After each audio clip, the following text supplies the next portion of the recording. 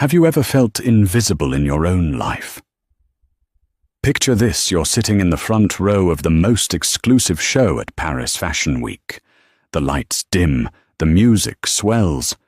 Beside you, your millionaire husband is smug, his arm draped around his young mistress, who is preening for the cameras.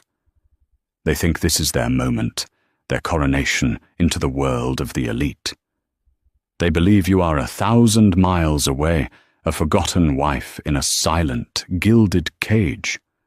What they don't know is that every light, every model, every thread of silk in this room answers to you. This isn't their coronation, it's an execution. And you are holding the axe. Stay tuned, because the story of Eleanor Vance is a masterclass in revenge. The silence in the Vance mansion was a specific, curated kind of silence. It was the sound of money, thick and heavy, like the velvet curtains that blocked out the San Francisco fog.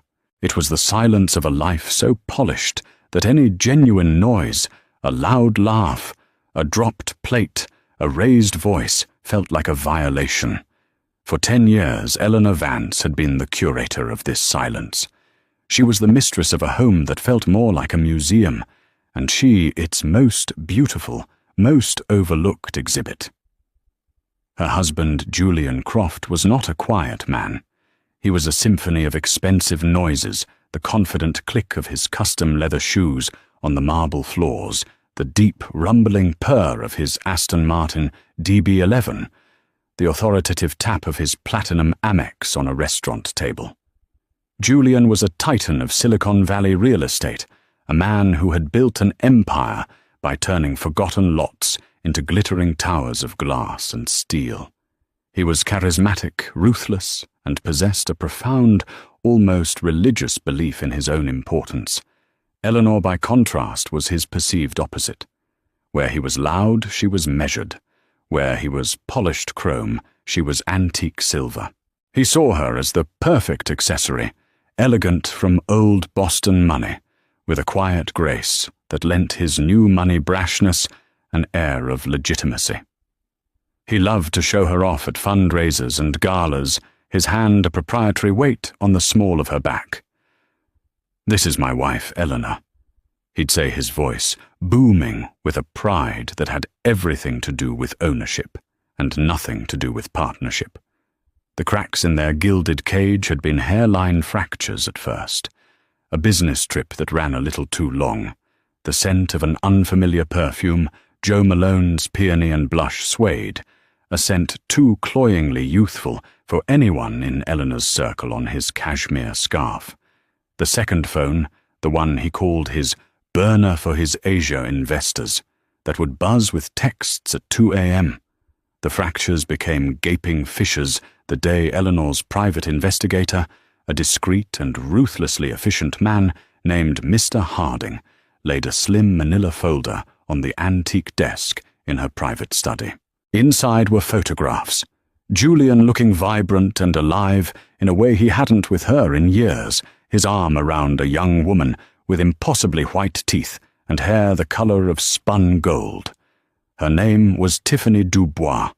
On Instagram, where she had 1.2 million followers, she was simply Tiff Travels. She was an influencer, a lifestyle curator, a brand ambassador, a woman whose entire existence was a performance for an audience of strangers. The photos showed them in New York, at a private table at Balthazar. In Miami, on a yacht named the Titan, Julian's yacht. Tiffany was wearing a diamond tennis bracelet that Eleanor recognized. It was the one Julian had claimed was at the jeweler's being reset for their upcoming anniversary. Seeing it on another woman's wrist didn't shatter Eleanor's heart. It forged it into something harder, colder. The hurt was there, a deep, icy ache, but it was quickly being crowded out by a clarifying, crystalline rage. The final insult, the one that triggered the avalanche, came on a Tuesday morning. The air was crisp-smelling of eucalyptus and sea salt. Julian was standing by the floor-to-ceiling windows, sipping an espresso and scrolling through his phone. darling." He began, not looking at her. "I have to fly out to Paris next week. A few of my European backers are convening. It's last minute, but crucial. You know how it is." Eleanor, arranging a bouquet of white hydrangeas, kept her hands steady. "Oh, for how long?" 10 days, maybe 2 weeks. It's during Fashion Week of all the chaotic times. I'll be far too busy for any of that nonsense, of course. Just back-to-back meetings."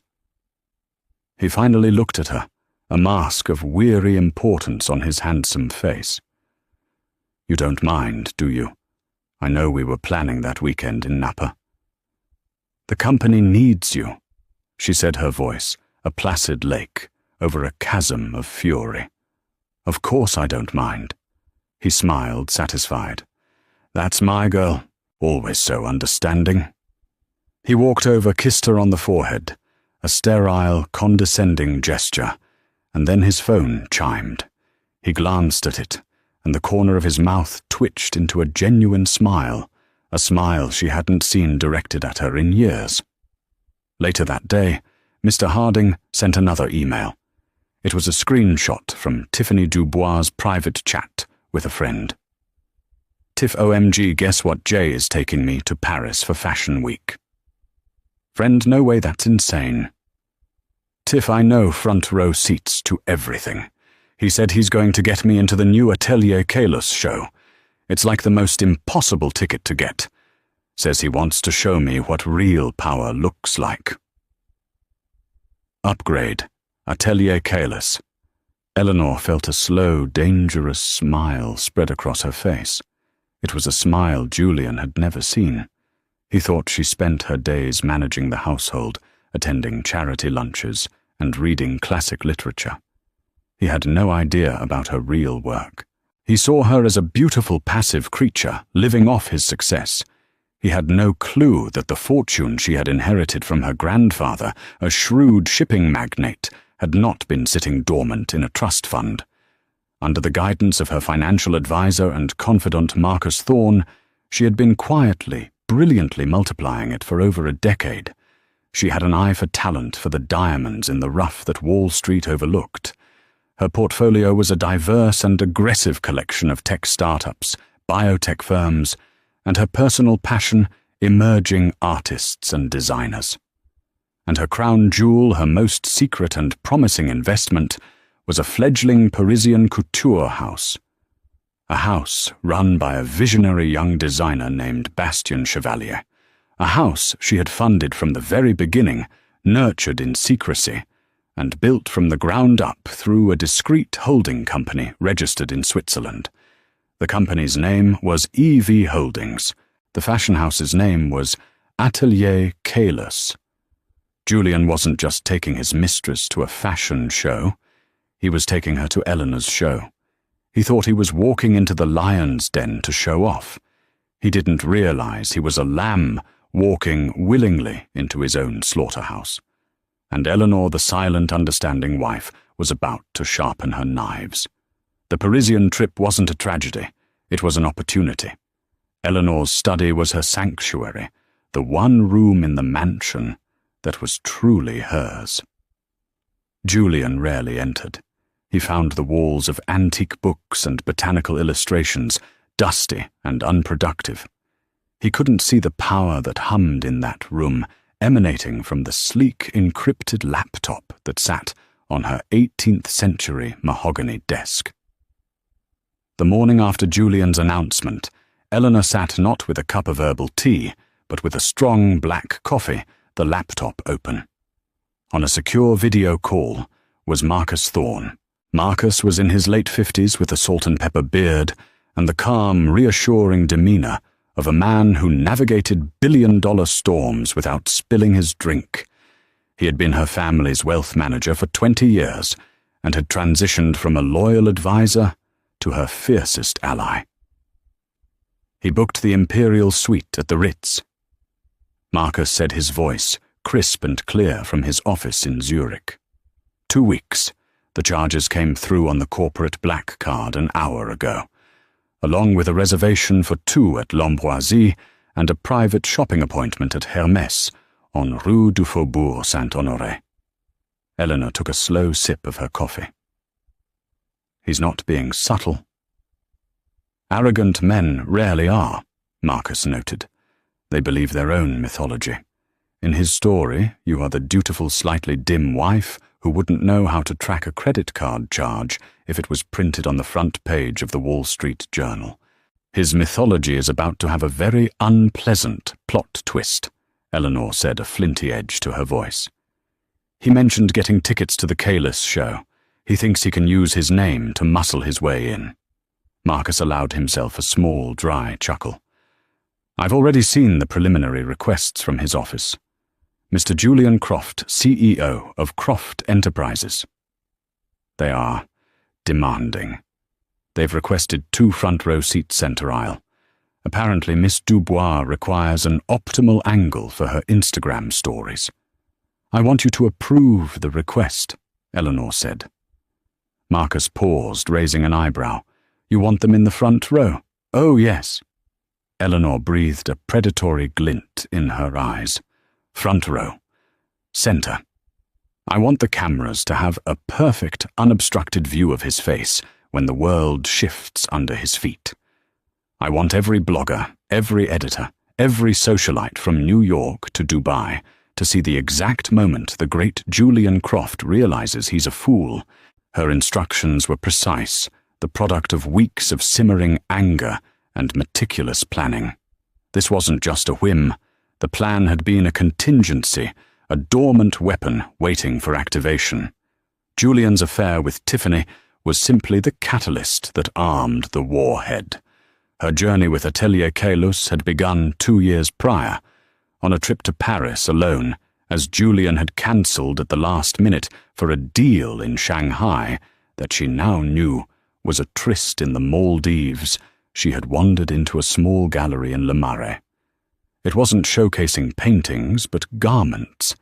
They were magnificent constructions of silk organza and beadwork, more sculpture than clothing.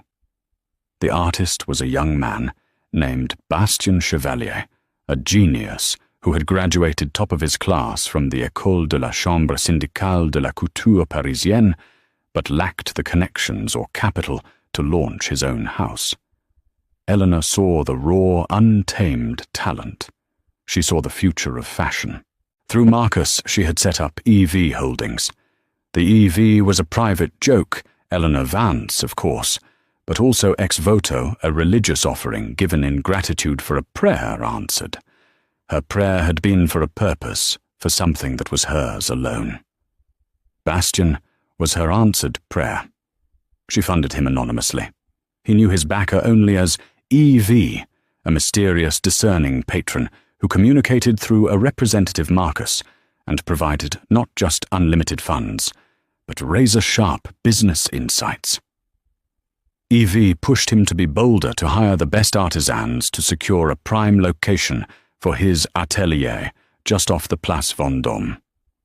EV was the silent architect of his meteoric rise.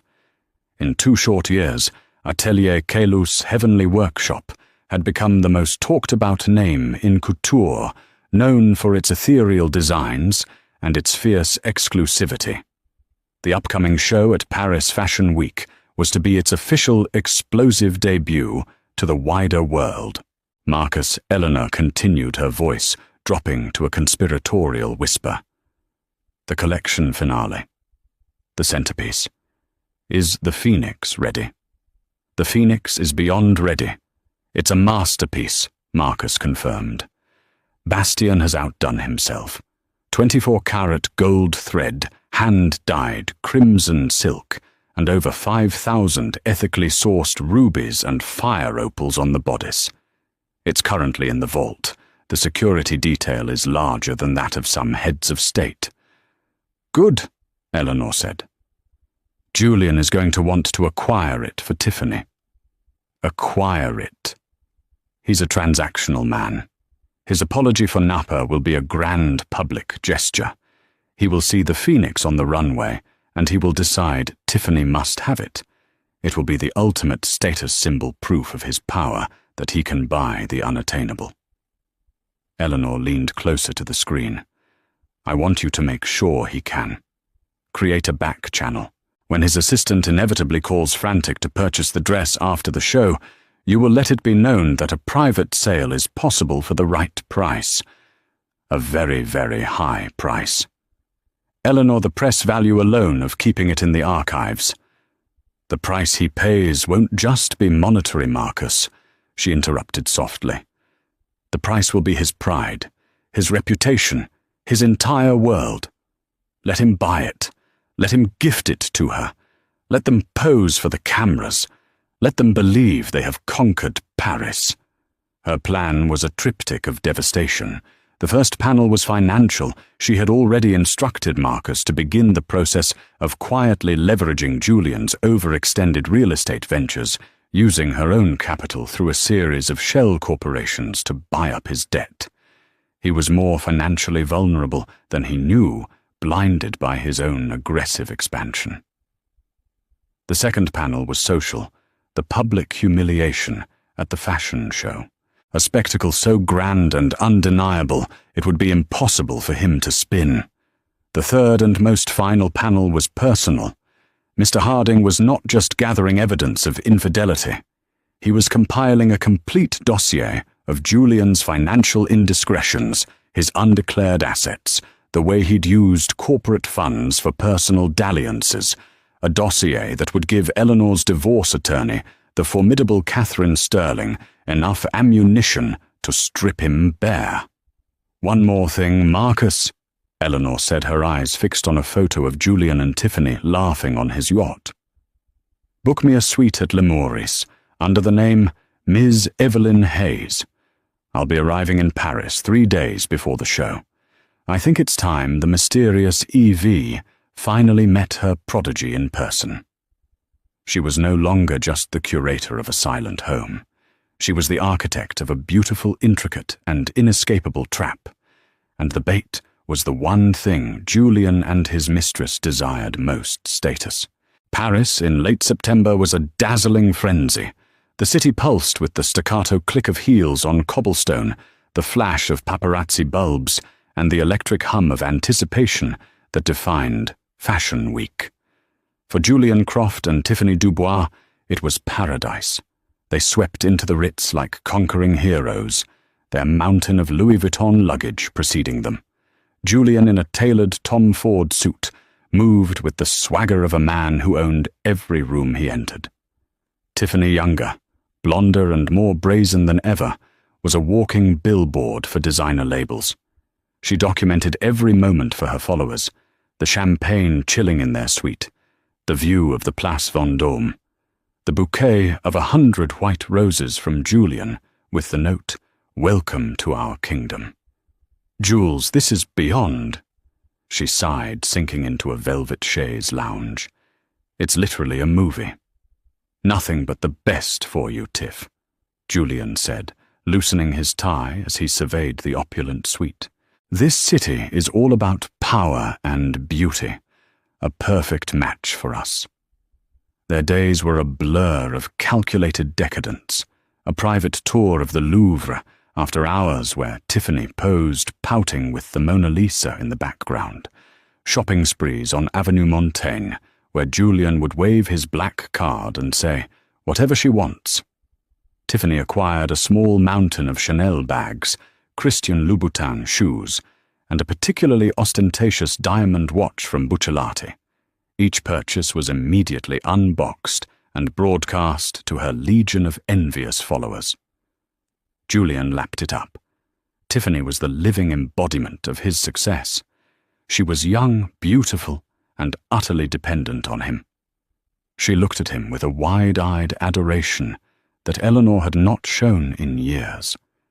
He mistook Eleanor's quiet dignity for coldness, her intelligence for judgment. With Tiffany, everything was simple. He provided luxury, and she provided validation. It was the cleanest of transactions. The apex of their Parisian fantasy was to be the Atelier Caylus show. It was the only topic of conversation among the city's elite. The invitations were whispered to be the most difficult to secure the location, a closely guarded secret, until the day of the event. My office is handling it. Julian had boasted over dinner at Giraffe, with the Eiffel Tower glittering behind them. They know who I am. We'll be in the front row, don't you worry. Tiffany squeezed his arm. I want to wear something amazing, something that makes everyone look. We'll find you something, he promised, his mind already calculating the impact. He and Tiffany front and center at the most exclusive event in the world. The press would eat it up. It was a statement that he, Julian Croft, had arrived. He was no longer just a tech bro from California.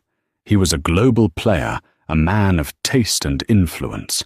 His assistant, a perpetually stressed young man named Carter, confirmed the tickets 2 days before the show.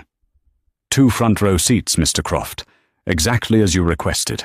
They were surprisingly accommodating. Of course they were. Julian had scoffed. They know who pays the bills in this world. Money talks, Carter. Never forget it. He didn't notice the small, almost imperceptible detail on the e-ticket. The seating assignment was row A seats 11 and 12.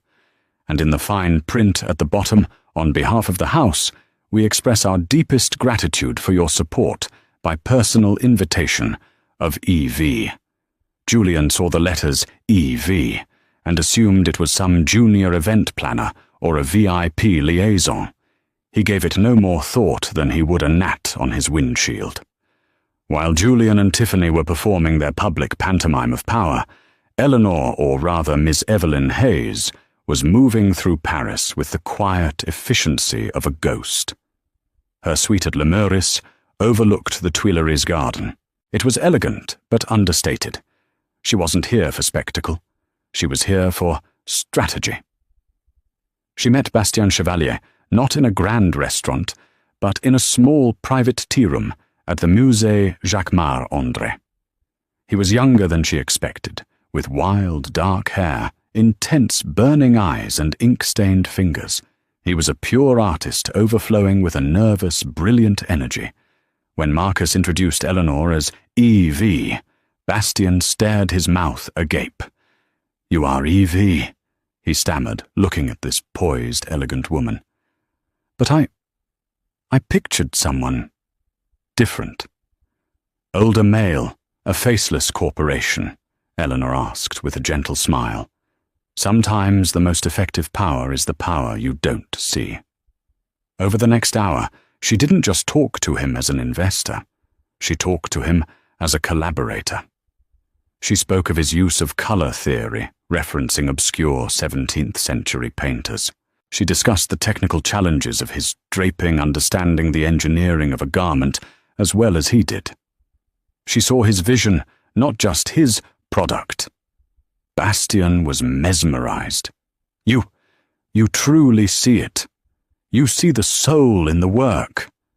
"I saw it from the moment I walked into that tiny gallery 2 years ago," Eleanor affirmed.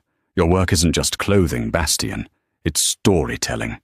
And at the show, we are going to tell a remarkable story." She then laid out the final act of her plan for him, framing it as a piece of performance art, a commentary on authenticity and value in the modern world.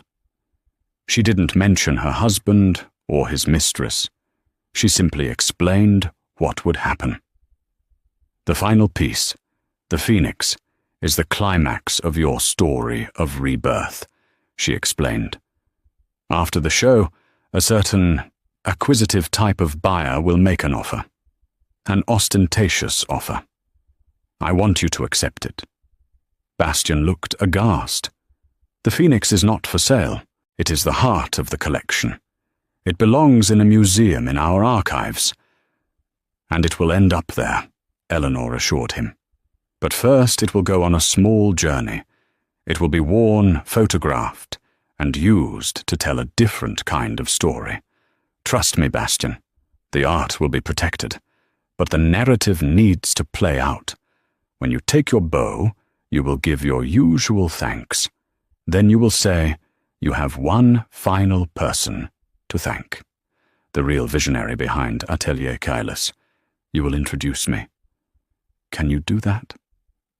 He stared at her, this quiet, powerful woman who had made his dreams possible.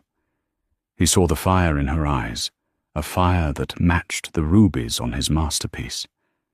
He didn't understand the whole story, but he understood loyalty. He understood artistry, and he understood instinctively that he was a part of something far grander than a simple fashion show. "Madame," he said, his voice filled with a newfound reverence. "It would be my life's greatest honor." The chessboard was set. The king and his pawn were preening, believing they were about to declare checkmate. They had no idea they were walking directly into the queen's line of fire. The 24 hours before the Atelier Kalos show were a masterclass in controlled chaos. The chosen venue revealed that morning was the glass-domed Grand Palais. Its vast, light-filled interior was being transformed. A runway of polished black obsidian snaked through the center, flanked by rows of minimalist lucite chairs. At the far end, a monolithic screen, currently dark, promised a digital spectacle. For Julian and Tiffany, the day was about preparation for their grand entrance. Tiffany spent the afternoon with a high-priced glam squad in their suite at the Ritz. Hair, makeup, nails, every detail was being perfected for maximum photographic impact. She had chosen a vintage sequined Balmain dress that was loud, eye-catching, and wildly expensive. "Everyone is going to be looking at us," she said to Julian, striking a pose in the mirror. "Let them look," Julian replied, adjusting the knot of his silk tie. He felt a thrum of victory. He had conquered Silicon Valley. He had conquered the New York real estate market. And now he was conquering the opaque, snobbish world of European high culture. These tickets were proof. He was an insider. His assistant, Carter, called his voice tight with stress. "Sir, I've been making inquiries about the finale dress, as you suggested. The one the bloggers are buzzing about, the Phoenix. The house is being incredibly tight-lipped. They're saying it's not for sale. It's a one-of-a-kind archival piece." Julian scoffed. "Everything is for sale, Carter. You're just not talking to the right people. Find out who the designer's agent is or his business manager. Tell them Julian Croft wants it. Name a price. Start at $1 million. Go to 2 if you have to. I want that dress for Tiffany. It's the ultimate trophy." "Yes, sir," Carter said, sounding defeated. "I'll try." Julian hung up, confident. Money always found a way. It was the only universal language he truly respected. He imagined the headlines: "Tycoon Julian Croft gifts Mistress Tiffany Dubois the famed Phoenix gown." It was better than any PR campaign he could ever pay for. Meanwhile, across the city, Eleanor was operating from a different playbook. Her day was not one of preening, but of precision. From her command center at Le Meurice, she orchestrated the final moves. Her first call was to Catherine Sterling, her divorce attorney, who was now on standby in London. "Catherine, everything is in motion," Eleanor said, her voice calm and level. "The dossier from Mr. Harding is complete. It's a thing of beauty, Eleanor." Catherine's voice crackled with professional glee. "Financial malfeasance misuse of the private jet for non-corporate activities, with Miss Dubois evidence of him hiding assets in offshore accounts in the Caymans. It's ironclad. When we file, we won't just be asking for half. We'll be clawing back what he illegally siphoned from marital assets. He'll be lucky to keep his Patek Philippe. The process server is in place. An excellent man, ex-French Foreign Legion. He will be posing as a security guard near the front row. He has his instructions. He'll deliver the papers discreetly during the final applause. Julian won't even see it coming." Next, she spoke with Marcus. "Julian's office has been in contact, just as you predicted," he reported. "They made an offer of €1 million for the Phoenix. I had my associate feign reluctance, then suggest that a private after-show sale might be possible for a collector who truly understands its value. They immediately countered with 2 million. "Accept it," Eleanor commanded. "Draw up the papers. But the sale is contingent on one thing: Miss Dubois is to be photographed, wearing it tonight at the after-party. We need that imagery. The trophy must be seen in the hands of the victor before he learns he's lost the war." "It will be done," Marcus said. "The funds will be transferred to the EV Holdings account. I must say, Eleanor, there's a certain poetry to him, paying you 2 million euros to humiliate himself." Finally she met with Bastien, backstage at the Grand Palais. The air was thick with the smell of hairspray and nervous energy. Models looking like otherworldly beings glided past. Bastien, dressed in simple black, was a calm anchor in the storm. "Everything is ready," he told her, his eyes shining. "The lighting cues are set. The music is perfect." He led her to a private, curtained-off area. There, on a mannequin, stood the Phoenix. It was more breathtaking than any photograph could capture. The crimson silk seemed to shimmer with its own internal light. The golden threads of the embroidered phoenix on the bodice caught the light, and its eye, a single flawless ruby, seemed to watch them. "It is a rebirth," Eleanor whispered, touching the sleeve reverently. "It is your story," Bastien replied softly. She handed him a small, unmarked envelope. "This is for you, a personal bonus, for your loyalty and your genius." Inside was a check that would ensure he would never have to worry about money again, regardless of what happened to the brand. Then she gave him her final personal instruction. "When I come out on stage, Bastien, I will be wearing the Astra gown from your first collection." "The midnight blue one?" Bastien's eyes widened. The Astra was a deceptively simple column of dark silk, embroidered with a faint constellation of diamonds. It was elegant, understated, and powerful. It was the first piece he had ever designed with EV Holdings funding. "The beginning," he murmured, understanding. "And the end," she finished. As she left the chaotic energy of backstage, Eleanor felt a profound sense of calm. For 10 years she had played a part, the supportive wife, the quiet hostess, the elegant accessory. She had allowed Julian's grand, noisy narrative to drown out her own. Tonight she was not playing a part. She was stepping into her own skin. She had booked a single seat for herself in the second row off to the side, under the name she had used for years to attend art auctions, anonymously Ms. Alistair. From there she would watch the first act of her play unfold. She would see Julian and Tiffany take their seats. She would watch the collection that she had nurtured take the world by storm. And then, when the time was right, she would step out of the shadows and onto the stage, not as Mrs. Julian Croft, but as herself. Eleanor Vance, the woman who had built it all. The Queen was on the board, and she was ready to make her final move. The doors of the Grand Palais opened, and a river of the world's most fashionable and powerful people flowed inside. The air buzzed with a dozen languages, the clinking of champagne flutes, and the relentless mechanical clicking of cameras. There was a Scandinavian princess in row B, a reclusive film director in row C, and that actor from the latest sci-fi blockbuster holding court near the entrance.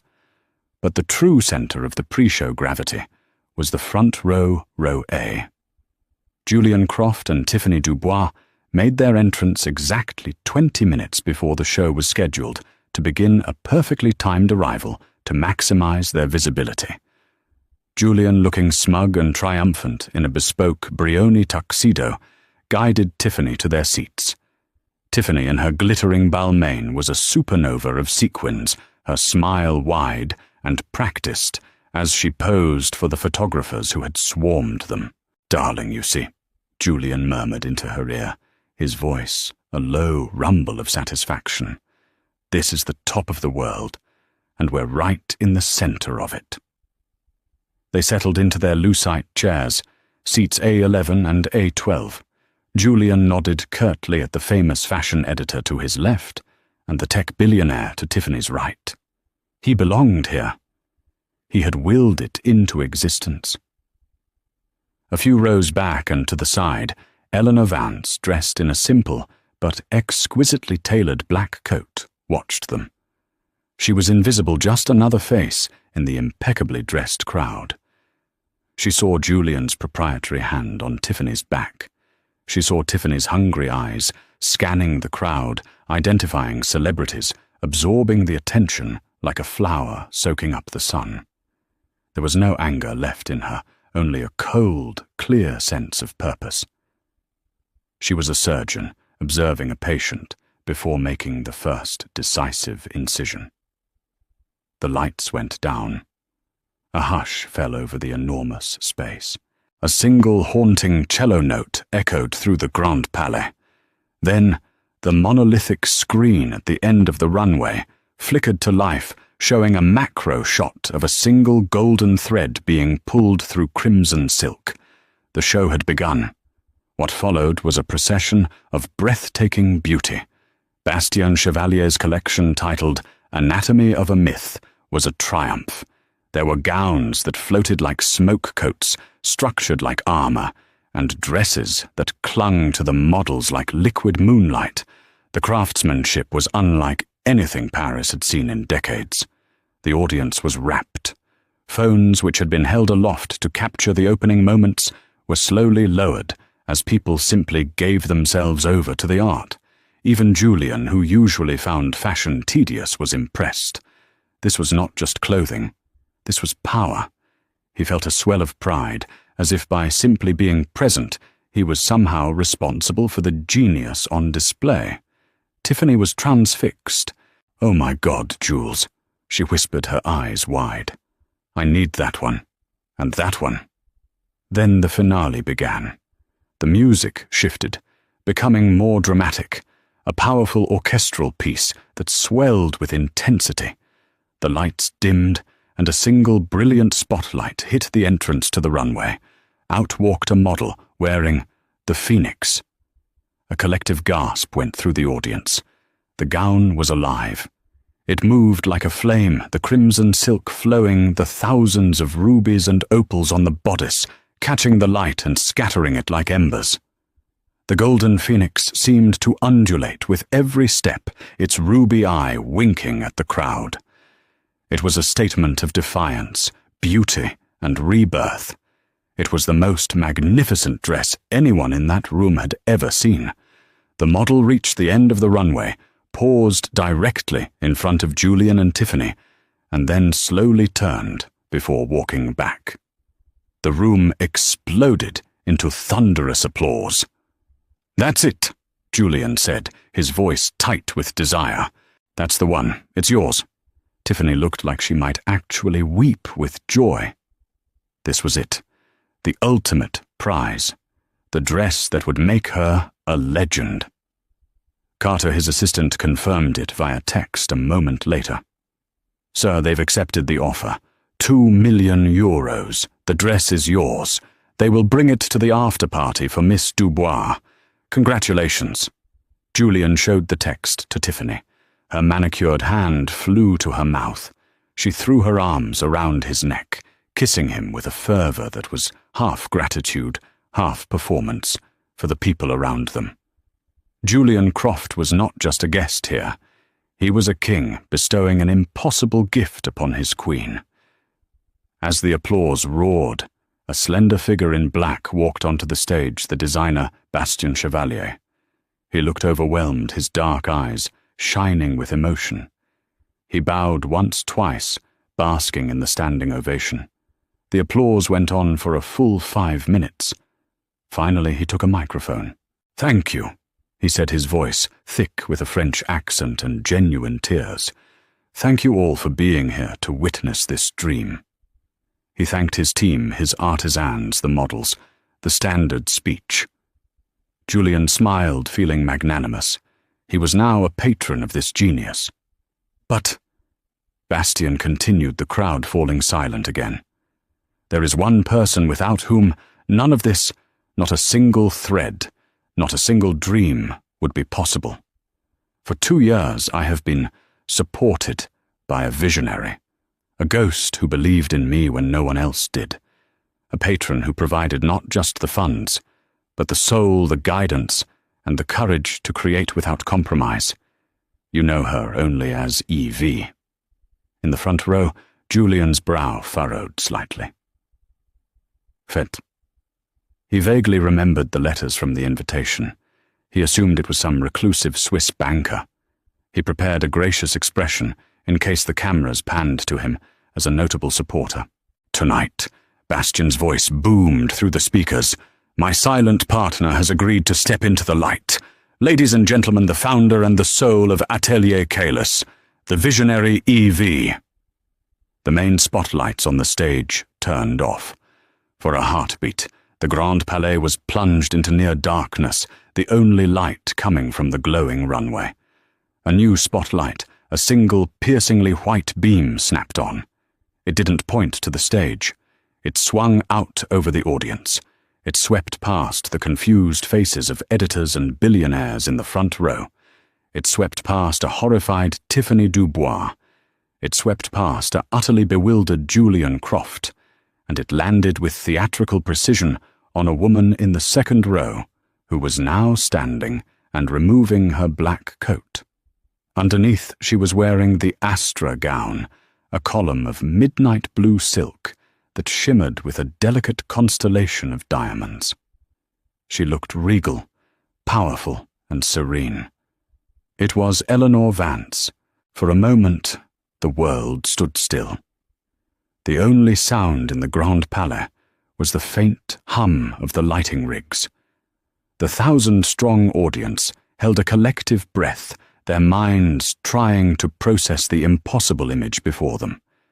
The quiet, elegant wife of Julian Croft, the woman many of them knew only as a silent fixture at charity galas, was being illuminated like a goddess identified as the secret power behind the most explosive brand in fashion. Julian's face was a mask of pure, unadulterated shock. His jaw was slack, his eyes wide with incomprehension. He looked from Eleanor standing serenely in the spotlight to the stage, then back to Eleanor. It was a computer glitch, a mistake, a bizarre, elaborate prank. This could not be happening. His Eleanor. The woman who asked him if her beige cashmere sweater matched her taupe trousers, the woman who organized his sock drawer. She couldn't be E.V. It was impossible. Beside him, Tiffany's perfectly made-up face had crumpled. The color drained from her cheeks, leaving behind a pasty, terrified foundation. The triumphant glee of a moment ago had curdled into a nauseating horror. She was not a queen being gifted a prize. She was a court jester in a fool's costume, and the punchline of a joke she didn't even understand was just beginning to land. She looked at Julian, her eyes screaming a question he couldn't answer. Eleanor, seemingly oblivious to the chaos she had unleashed, walked calmly from her seat toward the aisle, and then up the few steps to the stage. The cameras, which had been focused on Julian and Tiffany, now swiveled to her, their flashes erupting in a frenzy, creating a strobe effect that made the scene feel even more surreal. She reached Bastian, who bowed his head to her in a gesture of profound respect. He handed her the microphone, and she turned to face the stunned audience. She didn't look at her husband. Not yet. "Good evening," she said, her voice perfectly calm, amplified to fill every corner of the vast hall. "My name is Eleanor Vance, and I am E.V." A wave of murmurs and whispers swept through the crowd. Phones were now held high, every single person recording this unbelievable moment. For a long time, Eleanor continued her gaze, sweeping across the front row. "I have believed that true strength is silent, that the most important work is done in the shadows. I built this house, Atelier Kalis, on that principle. to nurture true artistry away from the corrupting influence of empty hype and fleeting trends. Her eyes finally settled on Julian. For the first time that night, their gazes locked. In her eyes there was no hate, no anger, no pain. There was something far more devastating: pity. It was the look a god might give a mortal who had just committed a fatal, foolish act of hubris. Julian felt a cold dread snake up his spine, colder and more terrifying than any market crash he had ever faced. "But I have come to learn," Eleanor said, her voice ringing with a newfound clarity and power, "that there are times when one must claim one's work, to own one's story. Tonight is about authenticity. It is about the power of creation. It is about taking what is rightfully yours and showing it to the world without apology." She paused, letting the words hang in the air. It is also about new beginnings, about shedding old skin that no longer fits, about stepping out of a gilded cage and learning to fly. Her words were a direct hit. Gilded cage. Julian flinched as if he'd been physically struck. As she spoke, a tall, imposing man in a security uniform moved silently along the front row. He stopped behind Julian. As the first smattering of confused, then enthusiastic applause began to build, the man leaned down and discreetly placed a thick, cream-colored envelope in Julian's lap. "Mr. Croft," the man whispered in French-accented English. "You've been served." Julian looked down. His name was printed on the front in crisp black ink. He tore it open with trembling fingers. Inside were the first pages of a divorce petition. Vance v. Croft. He saw words and phrases that swam before his eyes, irreconcilable differences. Financial malfeasance, petition for the dissolution of marriage, a full forensic accounting of all assets, corporate and personal. The world tilted on its axis. The applause for Eleanor was now deafening. Bastian had his arm around her, holding her hand up to the roaring crowd like a champion. People were on their feet.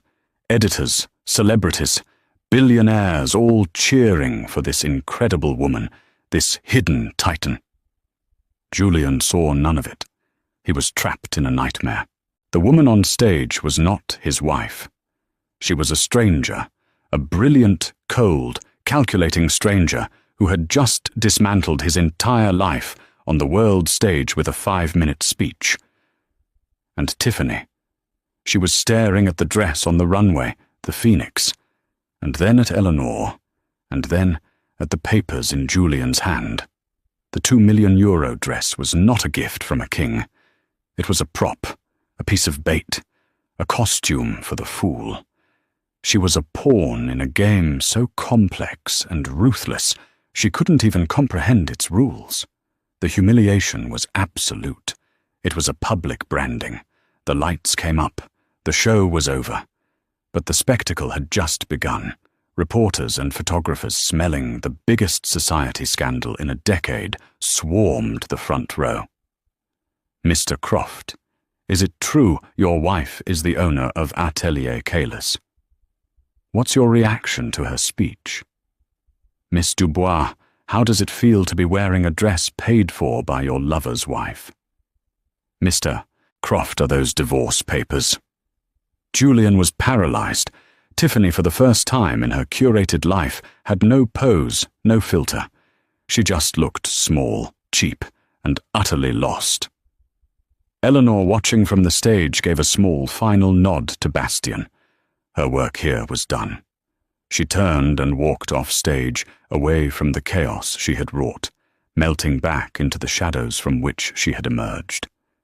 The Phoenix had risen from the ashes of her old life, and in doing so, had set her husband's world on fire. The fallout from what the press dubbed La Nuit du Phénix, the Night of the Phoenix, was not just swift, it was biblical. By the time the sun rose over Paris, the story was the #1 headline on every news outlet from the New York Times to the Daily Mail. The viral photos were iconic, Eleanor poised and powerful on stage, Julian, his face a ghastly collage of shock and horror, staring at the divorce papers in his lap. Tiffany looking like a deer caught in the headlights of an oncoming train. For Julian, the public humiliation was only the beginning. The foundation of his empire, which he thought was built on solid rock, proved to be sand. The revelation of Eleanor's secret, vast fortune, a fortune that dwarfed his own more volatile one, sent shockwaves through his business circles. He had always presented himself as the sole financial powerhouse in his marriage.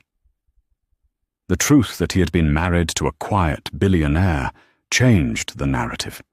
He was no longer a self-made titan. He was a man who hadn't even known the true extent of his own household's wealth. He looked like a fool. Worse, Catherine Sterling's legal assault was merciless. The dossier Mr. Harding had compiled was deployed with surgical precision. Allegations of Julian using Croft Enterprises funds to finance his affair were leaked to financial journalists.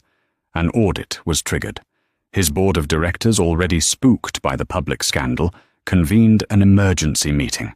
Investors who value stability and predictability above all else began to pull out. The stock price of Croft Enterprises plummeted by 40% in a single week.